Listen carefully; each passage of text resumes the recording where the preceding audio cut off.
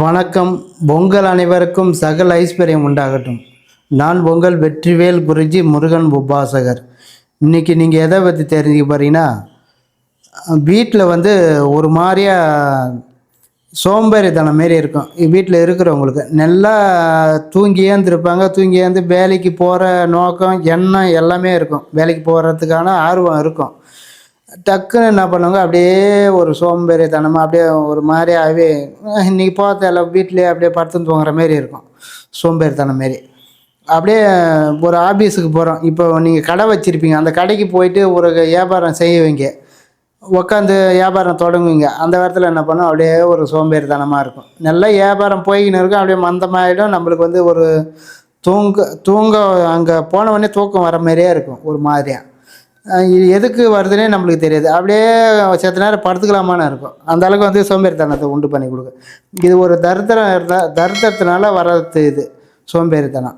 இதை நம்ம என்ன செய்யலாம், இதை எப்படி பண்ணலாம், எப்படி சரி பண்ணலான்னா, நான் சொல்கிற மாரி செஞ்சிங்கன்னா இந்த சோம்பல் தனத்துலேருந்து வெளியில் வந்துடலாம். கடையை நம்ம வியாபாரம் செய்கிற இடமா இருந்தாலும் சரி, வீடாக இருந்தாலும் சரி, எல்லாத்துக்கும் இது பொருந்தும். என்ன பண்ணுறீங்க, நாட்டு மருந்து கடையில் போயிட்டு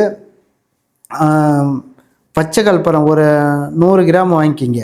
அதுக்கப்புறம் என்ன பண்ணுறீங்க, வசம்பு ஒரு 100 கிராம் வாங்கிக்கிங்க. திட்டமாக வாங்கிக்கிங்க. நீங்கள் டெய்லியும் கூட வாங்கிக்கலாம், எப்போல்லாம் உங்களுக்கு தேவைப்படுதோ அப்போல்லாம் வாங்கிக்கலாம். அந்த அளவுக்கு என்ன பண்ணுறீங்க, ஒரு 100 கிராம் அளவுக்கு வசம்பு வாங்கிக்கிங்க. இல்லை ஒரு 100 கிராம் எடுத்தால் ஒரு 1/4 கிலோ கூட வாங்கிக்கலாம். இன்னும் 1/4 கிலோ வாங்கினா ரேட்டு அதிகமாக இருக்கும். நீங்கள் திட்டமாக வாங்கிக்கலாம். இப்போ உங்களுக்கு தேவையான அளவுக்கு வாங்கிக்கலாம். ஒரு 100 கிராம் அளவுக்கு வாங்கி எடுத்துகிட்டு வந்து வச்சுக்கிங்க. அதை என்ன பண்ணுறீங்க, இந்த வசம் என்ன பண்ணுறீங்க, வாங்கி உடச்சி என்ன பண்ணுறீங்க, ஒரு கல் எடுத்து நசுக்கி பொடி பொடியாக ஆக்கிக்கிங்க. ஓரளவுக்கு இந்த சக்கையாக அப்படியே குச்சியாக இருக்கும் இல்லையா, அதை நசுக்குனிங்கன்னா சக்கையாகிடும். அது போல் உடச்சி ஒரு டப்பாவில் வாரி வச்சுக்கிங்க. இந்த பச்சை கற்பூரத்தையும் ரெடியாக வச்சுக்கிங்க. நம்மளுக்கு இப்போ என்ன தேவைன்னா, மண் சட்டி மாரி வேணும். மண்ணால் செஞ்ச சட்டி, இந்த குழம்புலாம் வைப்பாங்க இல்லையா, பானை சட்டி, அந்த சட்டி மாரி நம்மளுக்கு வேணும். இப்போ யாரும் அது போல் சட்டியில் குழம்பு வைக்கல. எல்லாம் அலுமினிய பாத்திரம், எல்லாம் இந்த குக்கர் ஐட்டமாக போச்சு. அதனால் அந்த சட்டினா என்னென்னே தெரியாது. நீங்கள் சட்டி பானை விற்கிறாங்க பாருங்கள், உங்கள் ஏரியாவில் எந்த பக்கம் அந்த நீங்கள் இருக்கிற பகுதியில் சட்டி பானை விற்பாங்க. அது போல் இடத்துல போயிட்டு மடக்கு மாரி கேளுங்க. மடக்கு இல்லை சட்டியாக இருந்தாலும் பரவாயில்ல, நம்மளுக்கு தேவை இந்த சைஸ் இருந்தால் போதும். அப்படியே ரவுண்ட் ஷேப்பில் இந்த அகலம் இருந்தால் போதும். இல்லை உங்களுக்கு அப்படி கிடைக்கலன்னா மடக்கு கிடைச்சாலும் வாங்கிக்கலாம். மடக்கு நம்ம இந்த 2 கை அகலம், இது இந்த அகலம் தான் இருக்கும். அந்த அளவுக்கு அது போல் போய் கேட்டு வாங்கிக்கிங்க. மண் சட்டி வாங்கி எடுத்துன்னு என்ன பண்ணுறீங்க, அந்த சட்டியை ஃபஸ்ட்டு தண்ணியில் போட்டு நல்லா நனைச்சி கழுவிடுங்க. கழுவி எடுத்து வெயிலில் காய வச்சுருங்க. ஈரமாக இருக்கும் இல்லையா, காய வச்சு நல்லா காஞ்சதுக்கப்புறம் எடுத்துங்க. இதை எப்போ செய்யணுன்னா, காலையில் செய்யணும். தூங்கி அந்த உடனே நீங்கள் கடையாக இருந்தாலும் சரி, வீடாக இருந்தாலும் சரி, என்ன பண்ணுறீங்க, காலையில் ஒரு 5 மணிக்குள்ளே ஏந்திருக்கணும். இந்த 5 மணிக்குள்ளே ஏந்து செஞ்சிங்கன்னா இன்னும் பவர் அதிகமாக இருக்கும். நீங்கள் நல்லா தூங்கிட்டு போய் சுத்தமாக வெடிஞ்ச பிறகு ஏந்து செஞ்சிங்கன்னா இது அந்தளவுக்கு வேலை செய்யாது, கொஞ்சம் மந்தமாக வேலை செய்யும். நைட்டு பொழுது வெடித்துக்குள்ளே, சூரியன் முளைச்சி வரத்துக்குள்ளே நீங்கள் இதை செய்யணும். இதை எப்போ வேணாலும் செய்யலாம், எந்த நாள் கிழமெல்லாம் கிடையாது. இதை நீங்கள் என்றைக்கு தொடங்குறீங்களோ ஆனால் சுத்தபத்தமாக செய்யணும். ஒரு கறிமீன் சாப்பிடாம ஒரு இதாக சுத்தமாக இருந்து செய்யணும். நீங்கள் எப்படி வேணாலும் இருந்துக்கலாம் குடும்பத்தில், ஆனால் கறிமீன் சாப்பிடக்கூடாது. அது மட்டும்தான் இதுக்கு ஒத்துக்காது. நீங்கள் என்ன பண்ணுறீங்க, தூங்கி ஏந்து குளிச்சுட்டு அப்படியே என்ன பண்ணுறீங்க, ஃபஸ்ட்டு கற்பூரத்தை அந்த மண் சட்டி, மண் மடக்கு சொல்கிறேன் இல்லையா, அந்த மடக்கில் வச்சுருங்க. வச்சுட்டு என்ன பண்ணுறீங்க, கற்பூரத்தை ஏற்றி வச்சுருங்க. அது எரியும் போது இந்த வசம்பை நசுக்கி வச்சுக்கிறீங்க பாரு, உடச்சி நல்லா சக்கையாக அதை ரவரவே அள்ளியாரு போடுங்க. அது எரிய ஆரம்பிக்கும்.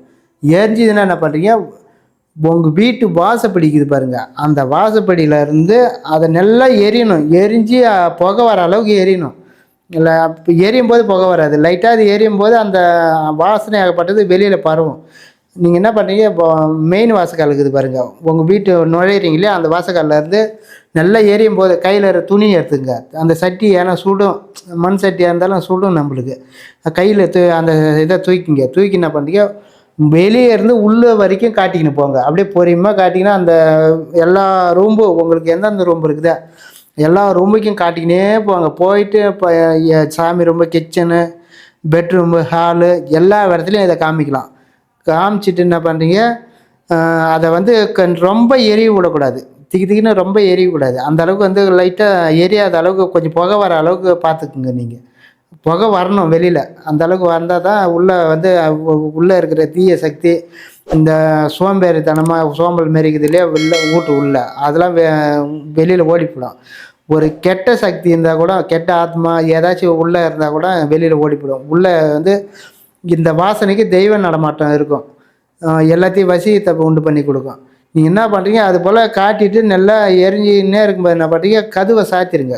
எல்லா இது மெயின் வாசல் எல்லா ரூம்பும் அப்படியே காட்டினே கதவை சாத்திருங்க. ஜன்னல் கிணலாம் சாத்திருங்க. அந்த புகை உள்ளே இருக்கட்டும். அந்த அந்த தீயோட வாசனை வெளியே போகாத அளவுக்கு உள்ளே இருக்கணும். என்ன பண்ணுறீங்க, ஒரு 2 மணி நேரம் அது போல் இருக்கட்டும். சாத்திட்டு நீங்கள் வெளியே கூட வந்துடலாம். கதவை சாத்திட்டு வெளியே வந்து இருந்துட்டு, அதுக்கப்புறம் நீங்கள் 2 மணி நேரம் கழிச்சு போய் திறந்து பாருங்கள். உங்களுக்கு நீங்களே உணரலாம். உள்ளே போனவுடனே அந்த மூலிகை வாசனை, பச்சை கற்பூரம் வாசனையை உள்ளே போனவுடனே உங்களுக்கே வந்து அந்த சோம்பல் தனம் மாரி இருக்கிறது அப்படியே வந்து ஒரு மைண்டே உங்களுக்கு ஒரு மாதிரியாக இருக்கும். உள்ளே போனவுடனே இன்னும் கொஞ்சம் நேரம் உள்ளே இருக்கலாமான்னு உங்களுக்கு ஒரு ஒரு உணர்வை தூண்டி விடும். அந்த அளவுக்கு வந்து இந்த பச்சை கற்பூரமும் இந்த வசம்புக்கும் அவ்வளோ சக்தி வாய்ந்தது, மகத்துவமானது.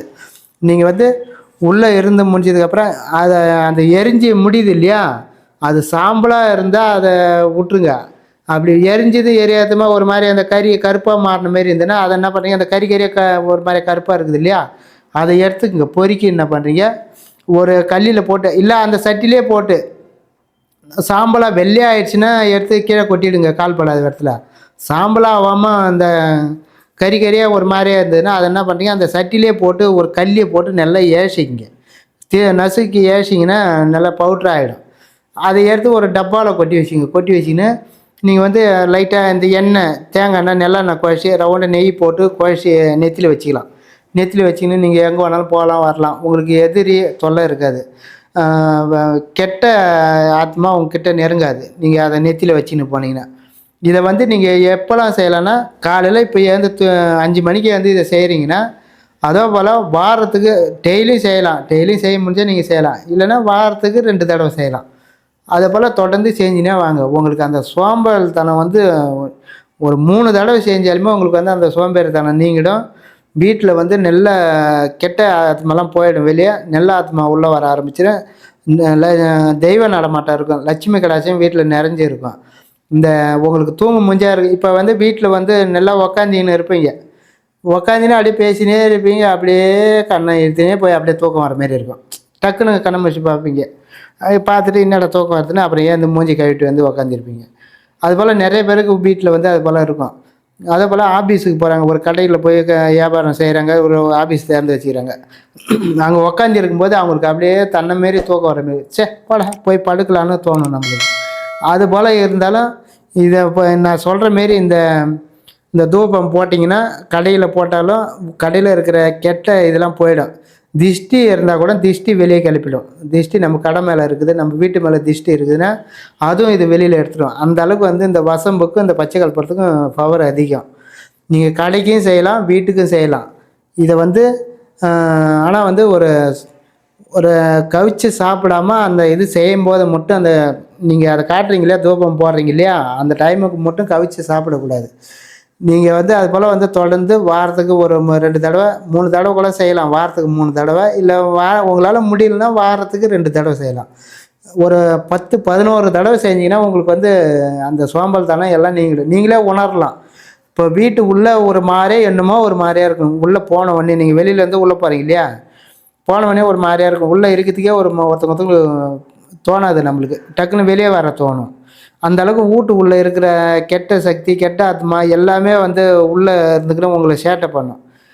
அப்படியே உள்ளே போனவொடனே நம்மளை தூங்க வச்சினே இருக்கும். அந்த அளவுக்கு வந்து சோம்பேறித்தனத்தை உருவாக்கி விடுவோம். அதனால் வந்து நான் இந்த சொல்கிற மாரி இதை செஞ்சிங்கன்னா உங்களுக்கு வந்து எல்லாமே சரியாயிடும். இதை வந்து கடைக்கு, நீங்கள் வீட்டுக்கு, ஆஃபீஸு எது வச்சுக்கிறீங்களோ எல்லாத்தையுமே செய்யலாம்.